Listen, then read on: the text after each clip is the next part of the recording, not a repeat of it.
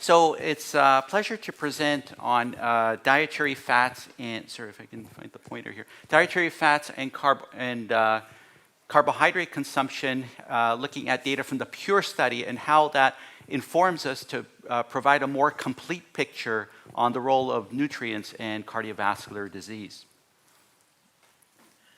So I have no duality of interest to declare with regards to this presentation, and also I should add that I don't identify with any particular camp. Now, the current dietary recommendations for cardiovascular disease in populations stem largely from the so-called diet-heart hypothesis, which states that total fat intake is related to serum cholesterol. And serum cholesterol is related to coronary heart disease.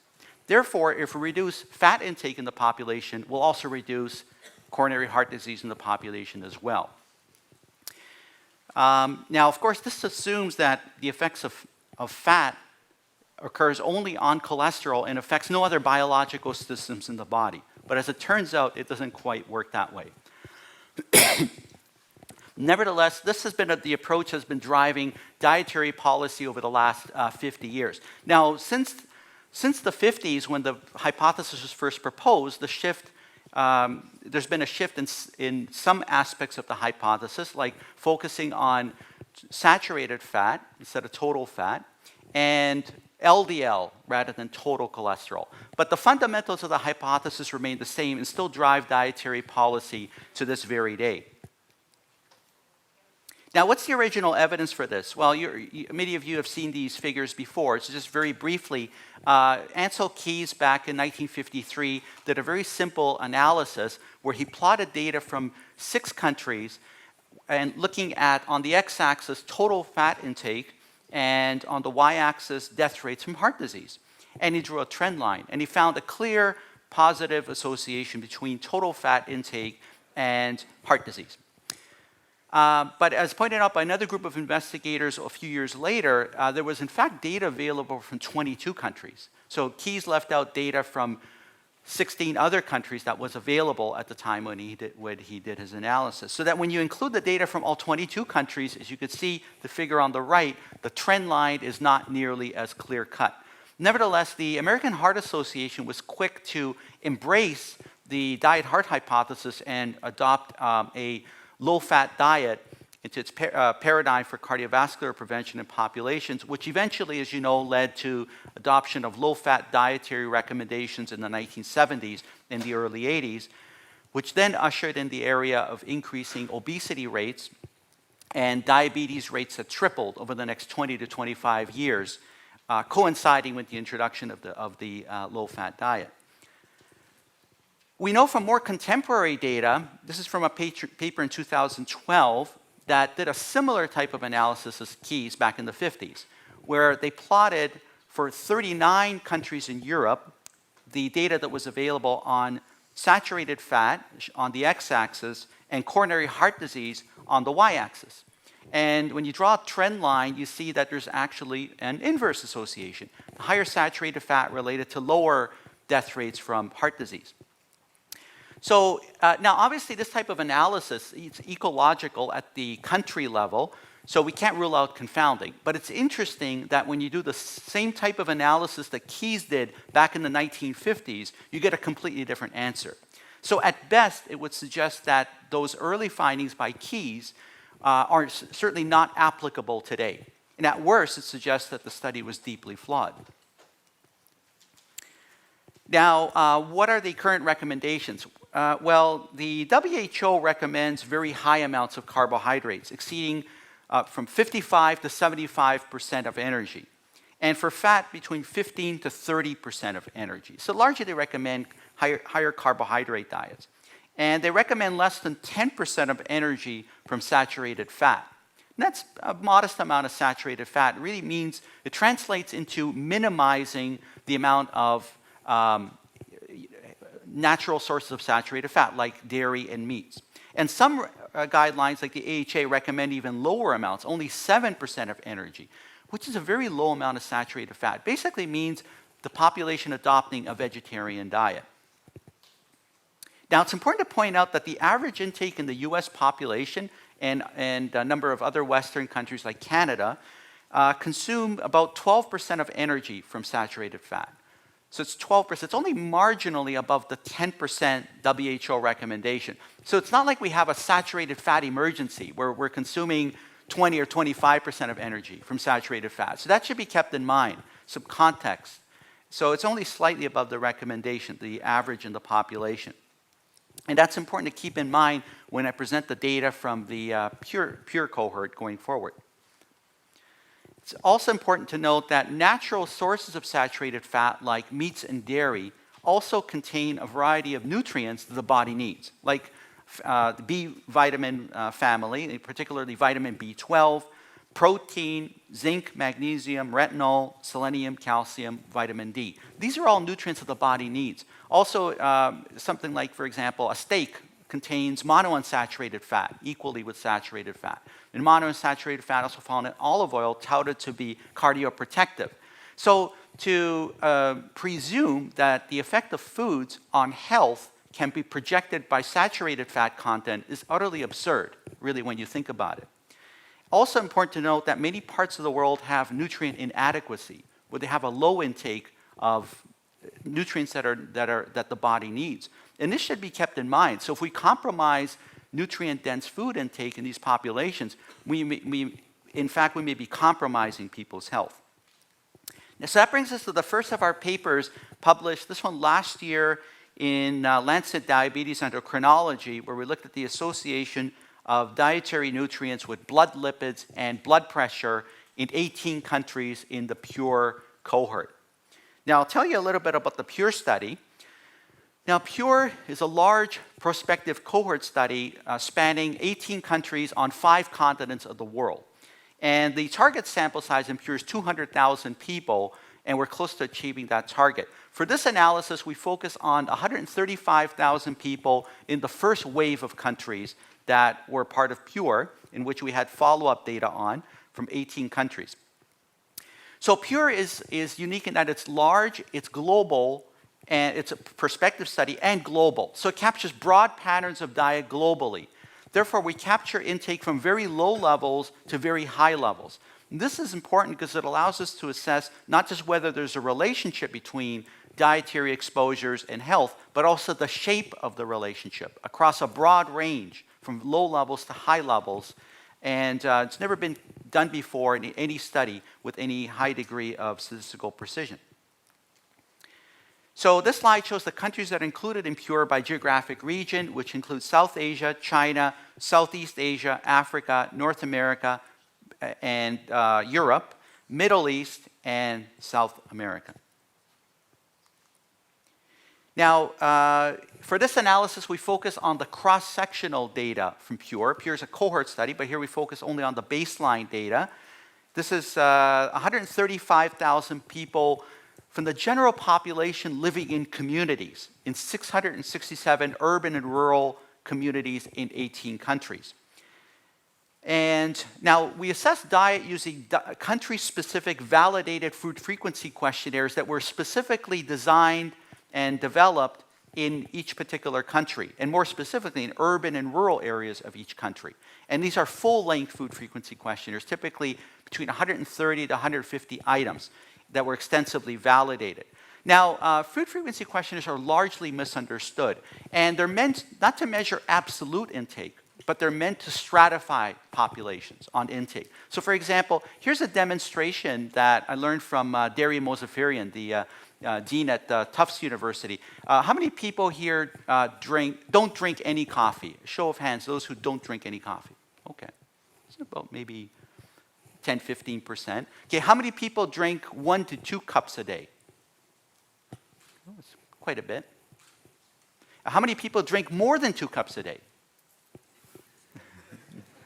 Okay, there you go. We've stratified the population of people in this room based on coffee consumption. So therefore, using that data, we can look at relationships with health variables, cardiovascular risk markers, and also versus clinical outcomes. That's stratification of the population in this room. It's not a good measure of absolute intake. For that, we need to do food diaries over a period of 1 or 2 weeks. But that's not feasible in large epidemiological studies and also not necessary to stratify and look at relationships with health. So that's what food frequency questionnaires do. And the outcomes in this paper, we look at blood pressure. We had data on 125,000 people. Blood lipids, we had data on 104,000. And ApoB to ApoA and the ratio in 18,000 people. And we use standard regression analyses to analyze the data. So this slide here shows the results for carbohydrate consumption versus 4 cardiovascular risk markers. So first focusing on the one on the left, LDL cholesterol, you see that higher carb intake is related to lower levels of LDL cholesterol. But it's also related to lower levels of HDL cholesterol, the so-called good cholesterol, the figure on the top right. So when we look at the ratio of total cholesterol to HDL, which in fact is a stronger risk marker of cardiovascular disease than LDL cholesterol alone. We know that from epidemiological studies, total cholesterol HDL is a stronger risk marker than LDL. Bottom left, you see there's a positive association. Higher carbs related to higher total cholesterol to HDL ratio, suggesting a possible harmful effect. And then on the bottom right, we see higher carbs also related to triglycerides, which also suggests an adverse effect. So collectively, we see that the choice of diet largely depends on the biomarker we focus on. Because the recommendations focus on LDL, that would suggest a benefit with carbs, with higher carb intake, and the recommendation would be to eat more carbs. But if you focus on other important cardiovascular risk markers, you get a completely different diet that we would recommend. It's also important to point out, just strictly from a methodology standpoint, that these results are consistent with what we know in the literature from observational studies and from randomized trials. And that's important because it reaffirms the accuracy of our dietary assessments. So this is not just results per se, but also a validation of our dietary assessments from the food frequency questionnaire. And then we also looked at ApoB, ApoA, and the ratio of ApoB to ApoA. So top left, you see higher carb is related to lower ApoB, that's the harmful apolipoprotein, but it's also related to lower ApoA, which is the protective lipoprotein. So when we look at the ratio of ApoB to ApoA, we see that higher carb is related to higher ApoB to ApoA ratio. Now remember, from the inter-heart and inter-stroke studies, ApoB to ApoA was the strongest risk marker of cardiovascular disease, both MI and stroke, stronger than LDL cholesterol. And it's a measure of small, dense LDL particles that are more atherogenic than LDL cholesterol alone. And so our data show that higher carb intake is related to higher ApoB to ApoA, which suggests a harmful effect. And on the bottom right, we see with higher carbs, we also see higher systolic blood pressure. So to recap, carbohydrates have adverse effects on all the cardiovascular risk markers except for LDL. What about saturated fat? Well, top left, we see higher saturated fat related to higher LDL, but also related to higher HDL, shown on the top right. So when we look at the ratio of total cholesterol to HDL, we see that saturated fat is related to lower total cholesterol to HDL. So again, total cholesterol HDL is a stronger risk marker of future cardiovascular events. And we see here a protective effect with higher saturated fat, all the way up to, notice on the x-axis, up to 14% of energy from saturated fat. And on the bottom right, you see higher saturated fat also related to lower triglycerides. So to recap, it's the reverse of what we find for carbs. We find that saturated fat tends to have beneficial effects on the risk markers, except for LDL cholesterol. This is also consistent with what we know in the literature, again, reaffirming the accuracy of our dietary assessments. What about ApoB and ApoA? Well, we see that with higher saturated fat, ApoB goes up, but ApoA also goes up. So when we look at the ratio, you see that ApoB to ApoA ratio goes down with higher saturated fat, all the way up to the highest intake category, which is 14% of energy from saturated fat, suggesting a potential beneficial effect up to that level. And with systolic pressure, we see higher systolic pressure with higher saturated fat. So to recap, for saturated fat, we see beneficial effects on cardiovascular risk markers except for LDL and systolic pressure. So from this, what diet would one recommend?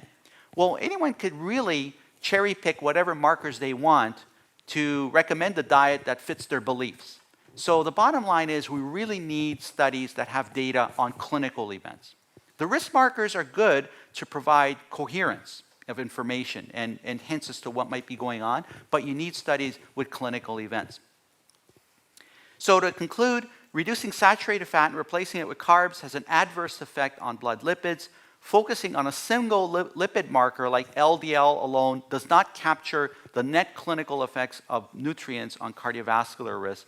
So our data here from the cross-sectional analysis is at odds with the current recommendation to reduce total fat and saturated fat down to low levels. Now, up to now, we've looked at the effects of diet on intermediate risk markers. We haven't looked at events yet. So what is the evidence on saturated fat versus cardiovascular events? Well, first, some background information. Looking at data from cohort studies, this is the meta-analysis by Siri Torino in 2010. You see, looking at the forest plot and the point estimates of each study, comparing the highest consumers of saturated fat to the lowest consumers, we see that overall the effects are neutral. So there's no association. Higher saturated fat is not related to coronary heart disease, based on the data from the epidemiological studies and looking at long-term health outcomes. We do see the higher saturated fat is related to a lower risk of stroke. And a number of studies have shown this. We also know that higher dairy consumption, for instance, is associated with lower risk of stroke.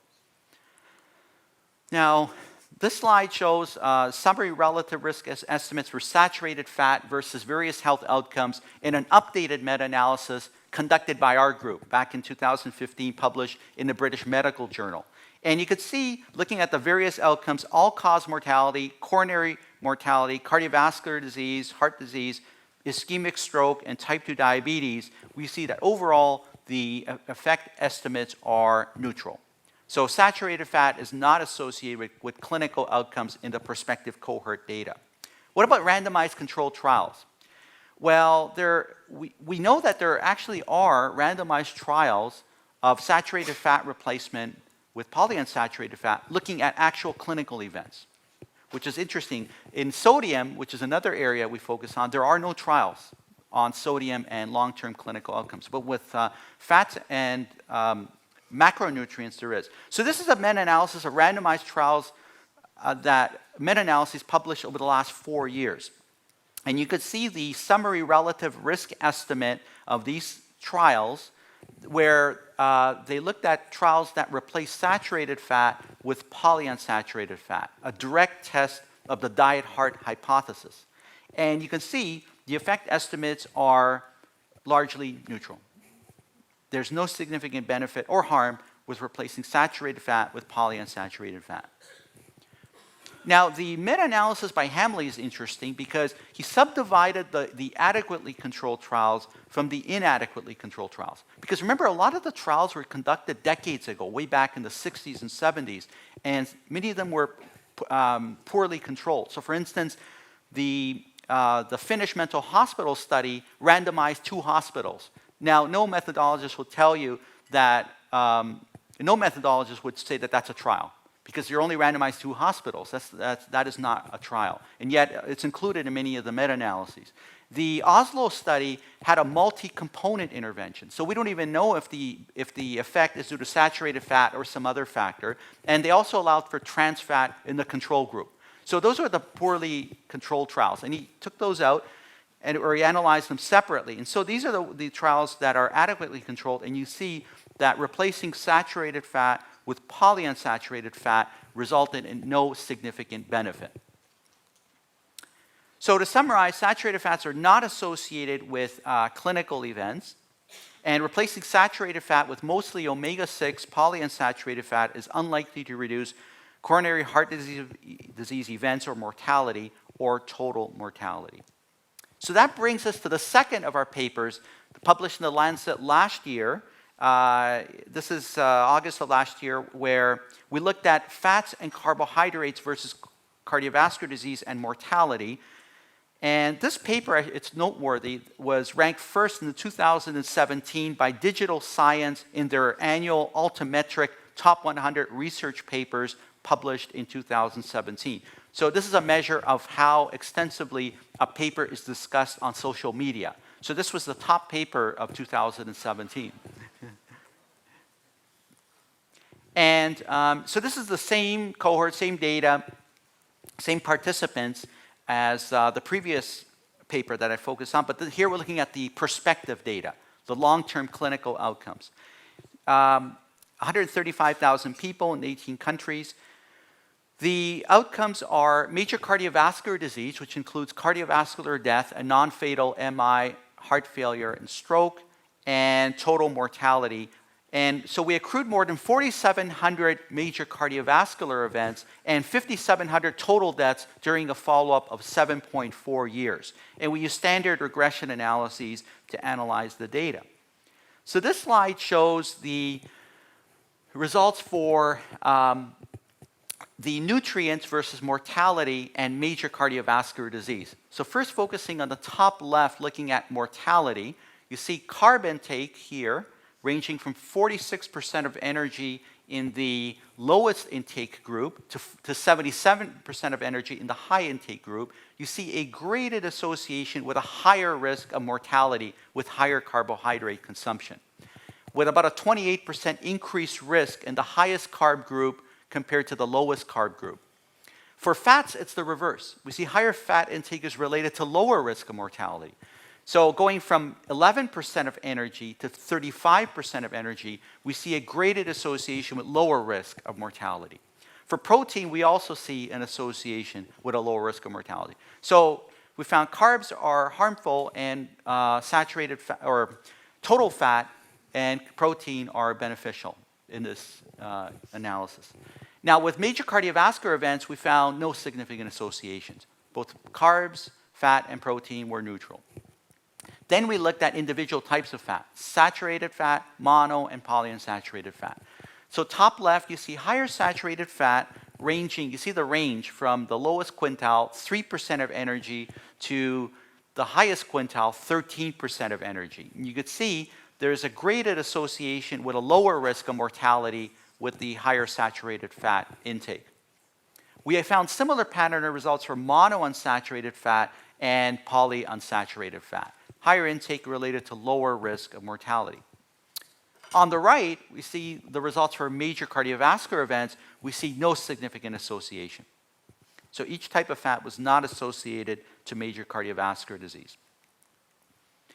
But then we looked at types of death, that is specifically CVD death versus non-CVD death. So on the left, focusing first on cardiovascular death, we see higher carbs directionally associated with higher risk of cardiovascular death, whereas fat and protein directionally associated with a lower risk of cardiovascular death. On the right, where we look at non-cardiovascular death, the results are more clear-cut. We see higher carbs associated with higher non-cardiovascular death, whereas fat and protein associated with lower risk of non-cardiovascular death. Now, what is non-cardiovascular death? In PURE, this is largely represented by cancer and respiratory outcomes. Now, remember, PURE is still ongoing, so we're still following people up over time. Up to now, we followed people up to 8 years, and we want to continue to follow up for at least another 5 to 10 years. So as we accrue more events, we'll be able to look at these non-cardiovascular outcomes in more detail. Specific types of cancer and respiratory outcomes, and also infectious disease outcomes as well. Okay, and then here, and here we have the individual types of fat versus cardiovascular and non-cardiovascular death. On the left, you see saturated fat, mono, and polyunsaturated fat related to lower risk of cardiovascular death. And on the right, you see even a more clear signal, lower risk of non-cardiovascular death. So each type of fat was related to lower risk of each type of death, CVD or non-CVD. So the strengths of the PURE study is that it's a large prospective cohort study, covers 5 continents of the world, representing broad patterns of diet globally. We use standard and validated methods to measure diet using validated food frequency questionnaires, and we extensively adjusted for dietary and non-dietary covariates. So epidemiological studies are much maligned, but there are good studies and there are bad studies. And in PURE, we measured every known confounder, and we extensively adjusted to the extent that's humanly possible for known confounders, both dietary and non-dietary. And as I said, we meticulously measured diet using our questionnaires, and we validated them versus the risk markers. Limitations are random measurement error in assessing bias, which affects every large epidemiological study. But this dilutes associations toward the null. High carb intake and low-fat diets may be a proxy for poverty. Now, we took measures to address this. First of all, we measured socioeconomic variables like education and income, and we adjusted for them in the analysis.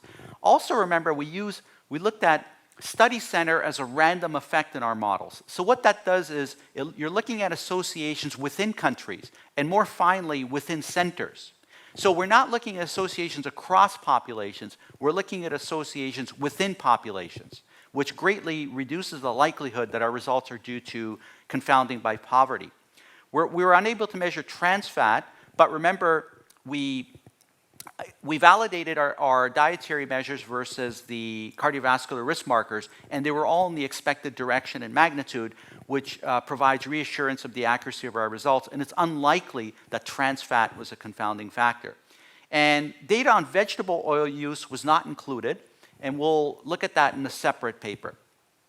We also had fewer events within countries or regions. So we're not able to look at associations within countries or regions, but that's something we can do going forward in the future as we accrue more events as the follow-up in PURE continues. So a high carbohydrate diet exceeding 50 to 55% of energy is associated with a higher risk of mortality. Fats, including saturated and unsaturated fats, are associated with a lower risk of mortality.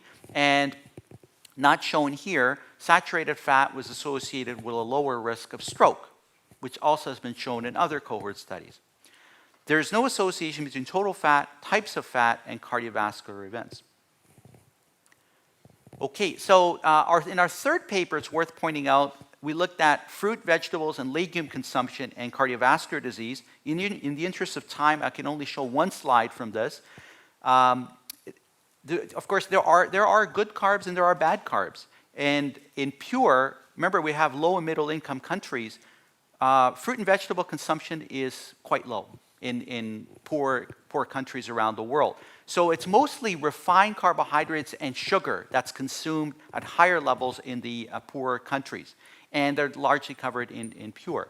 And so here we looked at fruit, vegetables, and legumes versus clinical events. And this slide here summarizes our results. On the left, you see that higher fruit, vegetable, and legume consumption is associated with a lower risk of total mortality, with a maximal benefit achieved at around 3 to 4 servings a day, and then the risk is constant all the way up to 8 servings a day of fruits, vegetables, and legumes. On the right, we see that higher fruit, vegetable, and legume consumption is not associated with major cardiovascular disease. It trends directionally towards protection at higher levels, but you can see it's very modest and not statistically significant. It's worth noting, however, that if you look at fruit, legumes, and raw vegetables, then we find significant association with cardiovascular disease, a benefit. It's the cooked vegetables that add noise and drown out the benefit. So, and that's reported in the paper. So cooking vegetables appears to reduce any possible benefit from vegetable consumption. Raw vegetables were found to be beneficial, but not cooked. So to recap and to summarize up to now, current advice to limit total fat to less than 30% of energy and saturated fat to less than 10% of energy is not supported by our data. So our most recent paper, this one published this past August in the Lancet, We looked at dairy intake versus cardiovascular disease and mortality in 21 countries in Pure. And so here we include 3 more countries that entered the cohort at a later time that we had enough events, and we put them into this analysis as well. So now we have 21 countries. And this slide here shows the mean total whole and low fat intake overall and by geographic region. So first focusing on overall, shown on the left here, you see that total dairy intake is about 170 grams per day, which is about a serving and a half of dairy. But notice that whole fat dairy is higher than low fat dairy by about twice as much. So if you look at a global sample, people eat more whole fat dairy than low fat dairy by about double. But you could see on the figure on the right here, you could see that there's a lot of geographic variation. So dairy is highest in North America and Europe, South America, and the Middle East, and it's lowest in Africa, South Asia, Southeast Asia, and China. Also note that North America and Europe are the only regions of the world where low-fat intake is higher than whole-fat intake by about double. So here we eat more low-fat than whole-fat. But the other parts of the world, whole-fat dairy is higher, and by a lot in some parts of the world. Like South America, it's far higher, and same with Africa and South Asia. So and China as well. So it's only, as you see the data for dairy versus clinical outcomes, remember that it's largely whole-fat dairy. So this slide shows total dairy intake with clinical outcomes for the 3 main outcomes that we looked at, the composite of major cardiovascular events and mortality, total mortality, and major cardiovascular disease. So comparing the lowest intake group, which is 0 dairy, to the highest intake group, greater than 2 servings a day, we see a graded association with a lower risk of the composite outcome, total mortality, and major cardiovascular disease. Now, what about individual types of dairy? We find that milk is associated also with a lower risk. So the highest intake group, exceeding 1 serving today, had a lower risk of the composite outcome, mortality, and major cardiovascular disease compared to the reference group, and the associations appear to be dose dependent. For yogurt, we also found a beneficial association versus the composite mortality and major cardiovascular disease.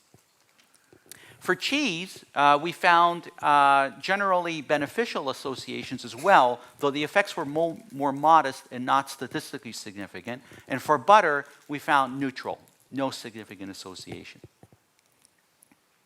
Then we did one more analysis where we subdivided the population based on low dairy regions and high dairy regions. So the low dairy regions were, you remember from the previous slide, China, South Asia, Southeast Asia, and Africa, where they consume low amounts of dairy, and high amounts, which is Europe, North America, South America, and Middle East. And when you stratify by region based on level of dairy, you see a similar pattern of results, where higher dairy was related to lower risk of mortality and major cardiovascular events. So higher dairy consumption is associated with lower risk of mortality and cardiovascular disease, and there was a particularly lower risk of stroke, which data not shown here today. In the interest of time, I couldn't show you all the slides, but you can look at the paper. We found lower risk of stroke, consistent with other previous studies that also looked at dairy and clinical outcomes. Okay, and so this is new data that we presented a couple of months ago in the European Society of Cardiology meeting, where we looked at data from 218,000 people in over 50 countries around the world. You're looking at data from 4 studies that we've done at PHRI, that we've done over the years, and we had dietary information. And so tell you a little bit about these studies. Pure and On Target are prospective cohort studies. Pure is general population people selected living in communities. On Target is people with vascular disease. And so Pure accrued more than 5,400 cardiovascular events, 6,800 total deaths. On Target had more than 5,000 cardiovascular events and 3,700 total deaths accrued over a period of 5 years. The two other studies, InterHeart and InterStroke, are two large global case control studies of MI and stroke respectively. And note we have 12,000 MI cases and 10,000 stroke cases. Three of the studies are global, while OnTarget covers North and South America, Europe, and Asia.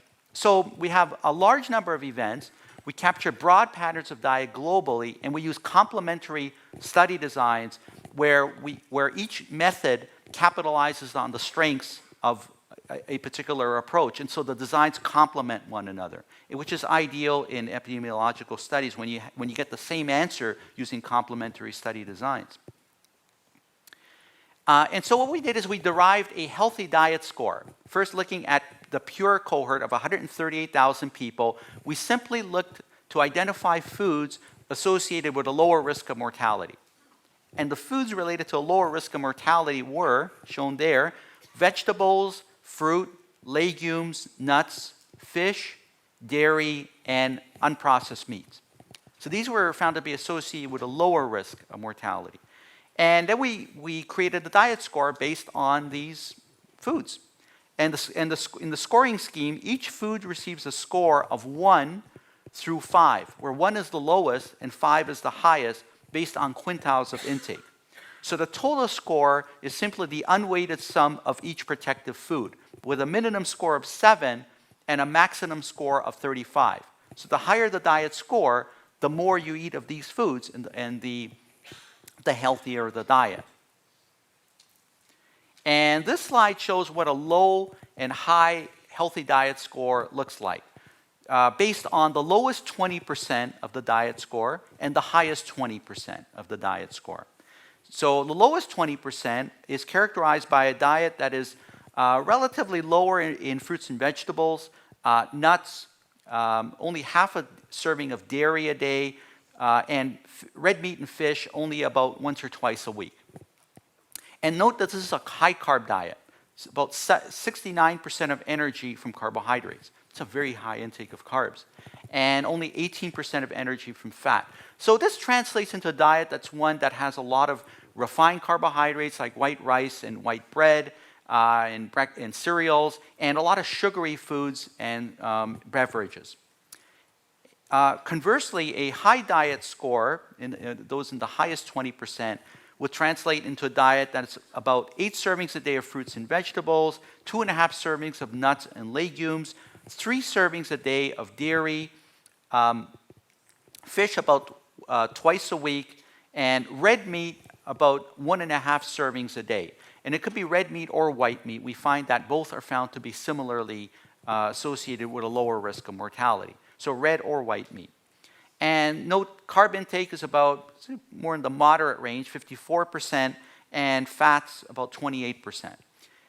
And so this translates into a more balanced diet, consuming more different types of foods, all in moderate amounts. So here we show the risk of mortality by healthy diet score in pure. And you can see in the minimally adjusted model, adjusting for age and sex, we see an association with a lower risk of mortality all the way up to the highest category of the diet score, with about a 50 or 45% lower risk, those in the highest group compared to the lowest group.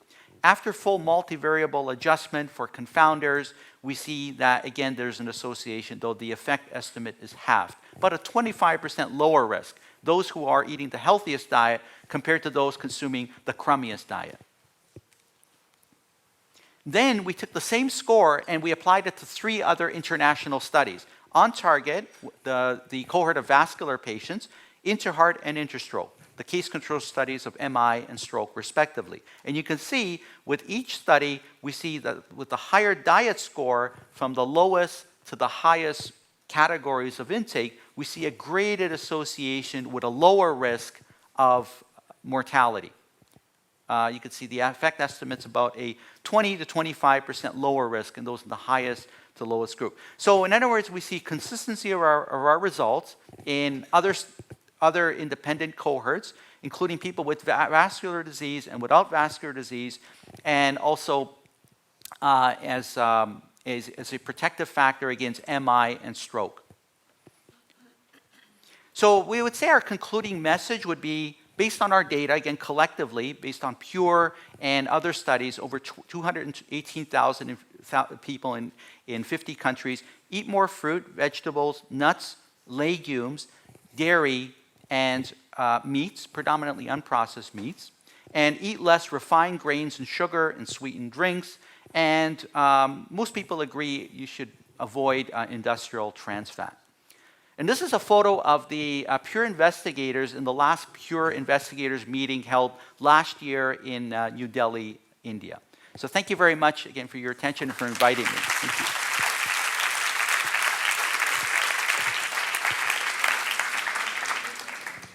you.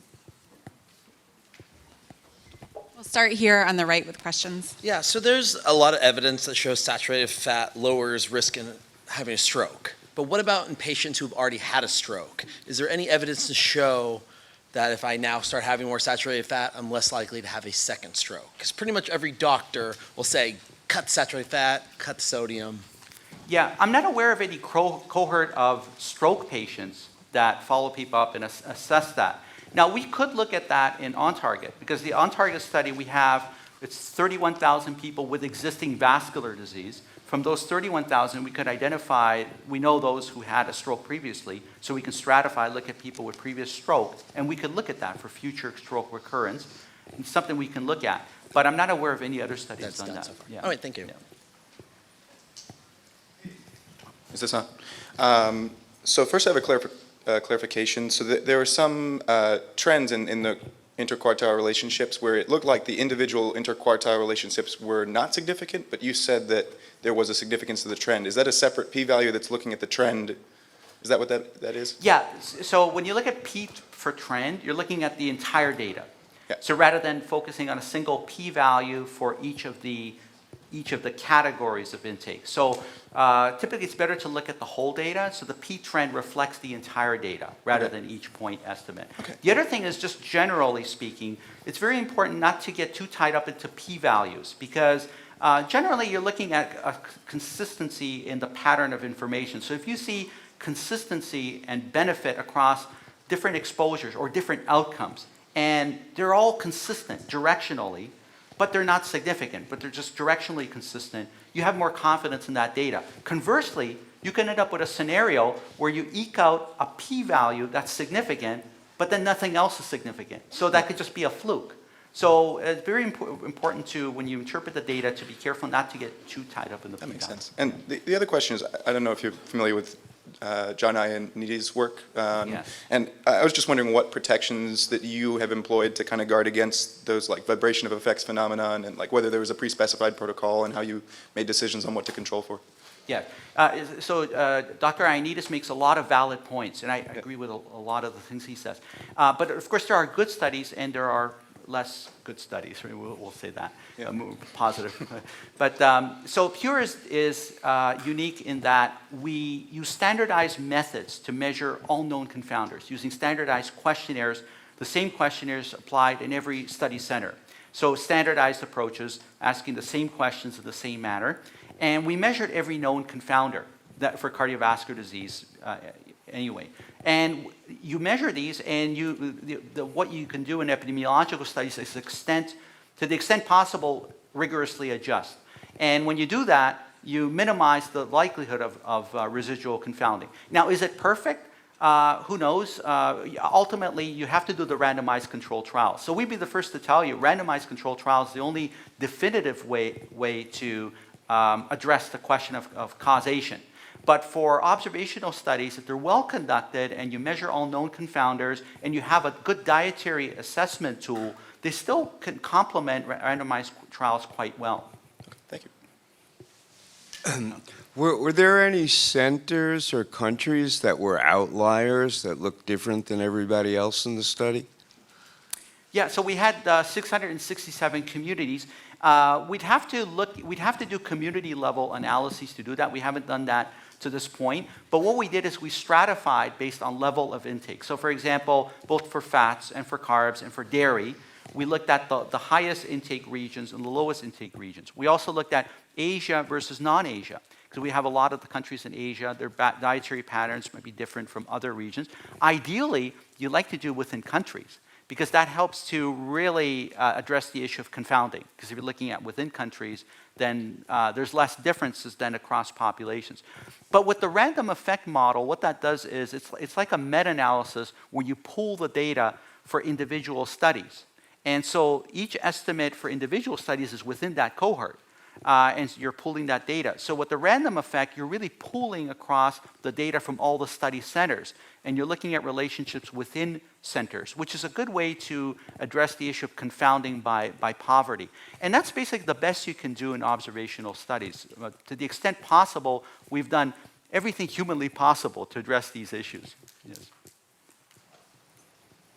Hi, this has been hugely illuminating. Thank you to have the big picture like this. I'm curious how your study, the PURE study, would be illuminate either the benefits or the findings of the China study that was so popular a few years ago. Yes. I would say, well, first of all, I could only comment really on the peer-reviewed literature, but I would say studies like China study or other study, like the 7 Adventists and so on, those are comparing across populations. And so those populations differ in diet, but they differ in many other ways as well. So you're not really addressing directly the question of diet versus health outcomes within a population. You're comparing across populations. So there's a high likelihood of confounding. And it's very, very difficult to compare studies like that with internal cohorts like like PURE and other cohort studies as well. Oh, sorry, I'm going to kind of crossfire. Yeah. I'm wondering if you guys looked at the dairy in North America and Europe, how the low-fat dairy consumption was higher than the whole fat, just to get a sense of, is it the fat content in dairy that's protective, or is it something else that we're not measuring? Yeah, so in that paper, it's a good question. In that paper, we did report on saturated fat from dairy, and the results mirrored what we found for dairy, in that the saturated fat from dairy was protective. Okay. So that's covered in the paper as well. Good question. Okay. Yes, thank you. So thank you very much. It's a tremendous amount of data. So you have this finding that higher levels of dairy are protective for heart disease and mortality. Do you think it's possible that it could be because people who use more dairy use less carbohydrate? Yes, also a good point. What we did in our analysis, we adjusted for carbohydrates, and we also adjusted for starchy foods, and we found that the results were robust. So the dairy results were very robust, no matter what dietary variables you adjusted for. So that helps to put people at ease that it's not due to confounding by dairy, which is also an important point. Thank you. Thank you. Thank you. Why was the U.S. Left out of the study, the PURE study? Yeah, so it's important to point out that the PURE study is not a dietary study per se. It was originally conceived back in the early 2000s. Data collection started in 2003. Diet was one aspect of the cohort. That's important to point out. And when the study was conceived by the principal investigator, Dr. Salim Youssef, the focus was to get as many countries that we can get that was affordable to do research. Now, in the U.S., it's a little more expensive. So really it came down to cost. But we do include Canada, and the diet in Canada generally is pretty similar to the US for large epidemiological studies. And remember, high-income countries we've already studied to death. So now what we're doing is we're including Canada and some countries in Europe that capture the high-income countries, but we're focusing a lot on the low-income countries to help provide a more complete picture. And so since Canada is similar, we don't really see that as a limitation. But if we can get the US, and we're still enrolling countries that we can get into PURE, and if it's affordable and people can raise the funds locally, then we can also get the US eventually as well. Yes. Oh. I don't know if you've seen if you Google PURE study, the first thing that comes up is the Harvard T.H. Chan School blog post on why they think PURE is bad. because it contradicts their own preconceived. I don't know if you have any thoughts on that or response to it. Yeah, I mean, it's important to consider our results in context. So I think they would have to consider the fact that carbohydrate consumption in many parts of the world is extremely high. I mean, approaching 70 to 80% of total energy intake. And so you have to consider in the context of the level of carbohydrate. Also, the countries that are covered in pure, again, as I mentioned, the consumption is largely refined carbohydrates and added sugar. So I would put forth that argument that it's looking at the type of carb, it's far different from what they've studied. And that needs to be kept in mind as well. Yeah.